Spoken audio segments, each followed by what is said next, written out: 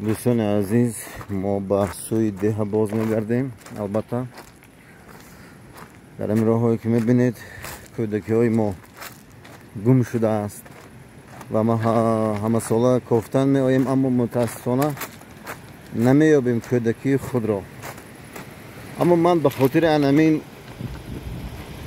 جگربندم همه ساله میآیم، باز هم که خیلی همین کوه صحرا را دوست می‌دارد، هرچند که زاده شهر است اما خیلی دوست داری کوه صحرا.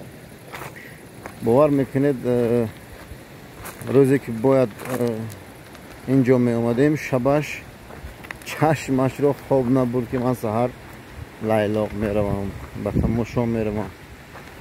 اما به هر حال من برای شادی دل همین که البته ببینید از بچه های دیگه اون کمی نداره خرسوریش، به خاطر همین به خاطر شادی دل همین ممنون جانم به همین جاها می آیم تا که خوشحال باشد و آرزو میکنم که این محبتی پرسوزتر باشد و محبتی باشد که آتشش هرگز خاموش نباشد.